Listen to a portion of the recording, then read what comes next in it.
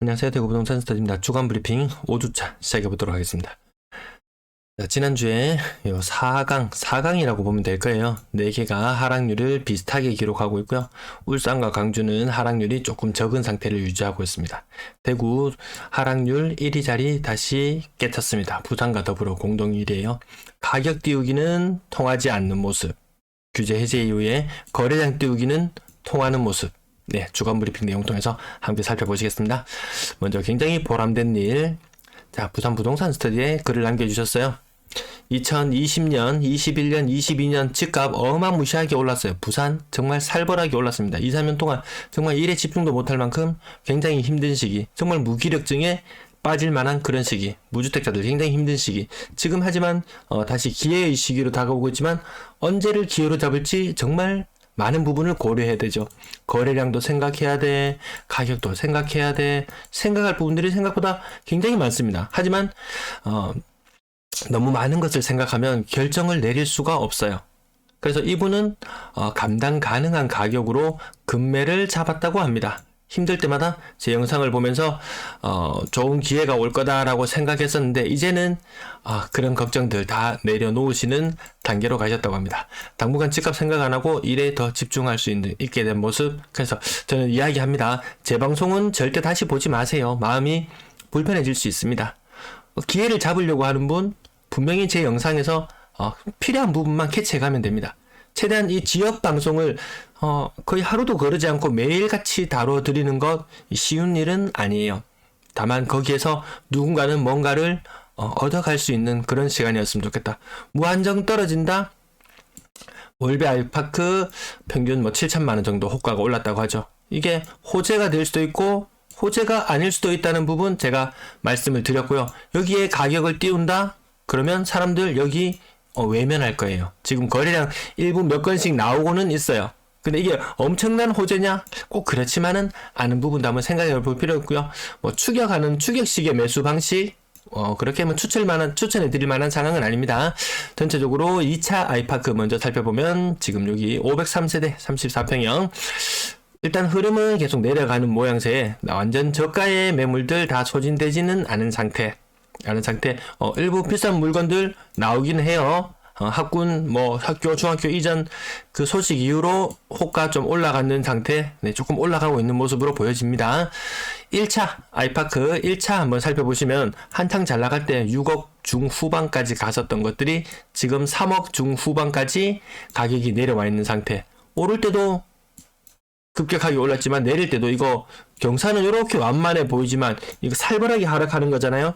마이너스 40% 이상씩 고점 대비 하락합니다. 그럼 비싼 가격에 샀는 사람은 얼마 안 돼라고 이야기하지만 많아요. 생각보다 비싼 가격에 샀는 사람들도 많습니다. 호가의 흐름 여기 연한 청록색 부분 보시면은 요 점점이 움직이는 부분들 요 보면 요렇게 구름대를 형성하고 있는 모습 보이시죠? 호가도 더불어서 같이 많이 떨어져 있는 모습. 근래 비싼 매물 다시 찍혀 나와요. 그럼 이것이 5억 5천에 나와 있는 매물이 거래가 될 것인가 라고 봤을 때 굉장히 회의적이더라는 거죠. 왜? 대구 시내 5억 5천 들고 있으면 웬만한 거 다 살 수 있거든요. 그래서 호가가 올라가는 것과 실제 거래로 이어지는 것은 좀 별개의 문제다라고 아직은 그렇게 지켜봐도 될 것 같습니다. 조급증 안 내도 괜찮겠더라 이런 느낌으로 한번 살펴봤고요. 매수 의지수 전국이 다 모여들었다라는 부분, 순환매 이런 것들 기대하기 힘들다는 부분, 규제 해제하고 나서 대구 지역도 그렇고 일부 매수 의지수 올라가는 효과는 있었지만 다시 시간이 지나니까 그것들이 반납이 되더라. 울산 껑충 뛰었어요. 하지만 세부적으로 살펴보면 그렇게 매물이 많이 늘어나고 있는 상태이기 때문에 매수 의지수가 갑자기 전주 대비 2배씩 뛸 만큼 그렇게 큰 요인은 보이지는 않았습니다. 여기 껑충 뛰어 올랐는데 이거 어림도 없죠. 어림도 없어요. 40은 일단 뚫어줘야 돼요. 요 라인은 뚫어줘야 됩니다. 또 그 다음에 따라사도 늦지는 않겠더라. 모두가 40이야 지금 요 40이야 빙하기 요거 지금 다 헤매고 있는 단계입니다. 매수지수 대구 부산 요 두 개를 놓고 보면 먼저 상승했고 먼저 하락하고 뒤늦게 상승하고 뒤늦게 하락하고 물론 대구 부산보다 대구가 먼저 상승할 거예요. 근데 부산에서 버스 타고 대구 와가지고 집을 샀니 뭐니 이런 이야기 이제 귀 기울여 듣지 않아도 될 것 같더라. 부산 네 발등에 떨어진 불이나 꺼라, 이런 느낌으로 봐도 될 것 같습니다. 자, 몇 주간 흐름 살펴보는데요. 12월 26일자 요 자료인데요. 마이너스 0.87 엄청난 하락했었잖아요. 이 수도권도 마이너스 1.18. 와, 그 전에 볼 수 없었던, 이 통계 작성 이후로 볼 수 있었던 가장 큰 낙폭을 기록했죠. 이거 왜 이랬을까라고 생각해보면, 규제 해제해 주려면은 저 정도는 있어야지. 그 규제 해제 대규모 하고 나니까 바로 수도권 같은 경우에는 낙폭이 거의 절반 수준으로 뚝 떨어져 버렸죠. 하지만 지방은 거기에 규제 해제 효과를 그만큼 누리고 있지는 못한 것 같습니다. 가장 최근의 모습들 몇 개 더 살펴봐도, 와, 수도권은 장난 아니게 낙폭을 많이 축소했구나, 요 정도 느낌. 아파트 매매 가격 지수 대구 많이 하락했을 때 0.87 그러던 것이 지금 0.46, 낙폭이 절반 정도 줄어들긴 했어요. 근데 거래 가격이 뭐 40% 하락하던 것이 20% 하락하는 거래로 바뀌었던가요? 그런 거 아니잖아요. 마이너스 30 혹은 40에 지금도 계속해서 신규 거래 건들이 이뤄지고 있어요. 여기 가격대 이거 아직도 여전히 유효한 상태라는 것. 전세 가격 지수 심할 때는 마이너스 1.14까지 빠지던 것이 마이너스 0.81로 빠졌다. 그때 대구에서 0.8이라는 숫자를 처음 목격했을 때, 우와, 미쳤다, 겁나게 많이 빠지네, 이런 느낌이었는데 그때하고 지금하고 똑같아요. 다만 우리는 너무 큰 숫자, 규제 해제 이전에 너무 큰 숫자를 봐버려서 지금 충격이 살짝 덜해 보일 수는 있지만 여전히 굉장히 충격적인 하락률을 기록하고 있는 것은 분명한 사실입니다. 대구 아파트 신고가 나오지 않습니다. 거래량 살아나죠. 일부 살아납니다. 요거 LH의 영향도 물론 있었어요. 작년에 LH 영향도 요즘 LH 영향도 있었어요. 하지만 그 이후에 거래량들 있어요. 조금 늘어나긴 늘어났어요. 많으면은 한 20%, 30%까지도 거래량이 늘어날 걸로 보입니다. 근데 거래량 상승은 만들어냈다. 하지만 가격 상승을 이끌어내지는 못했다.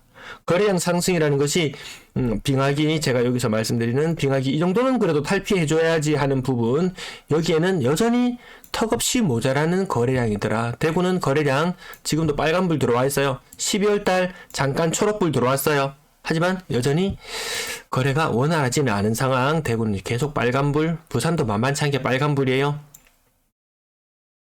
부산도 조금 덜 빨개 보이는데 대구만큼 빨갛습니다. 요거 부산도 LH의 버프를 조금 받았어요.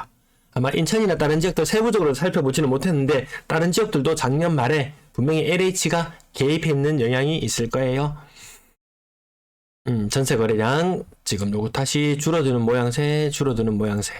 그래서 갑자기 살아나지를 못한다. 월세는 살아나지만 전세 거래량이 살아나지 못하는 모양새를 보이고 있습니다. 전세 거래 숫자도 비교해 보시면 많이 살아나지는 않는구나 느낌 가지실 거고요. 대구 전세 거래량 빨간불이에요. 매물도 많아. 전세 거래도 잘 안 돼. 그렇다고 월세 거래가 월등히 잘 됐냐라고 따져봤을 때 또 그렇지는 않아요.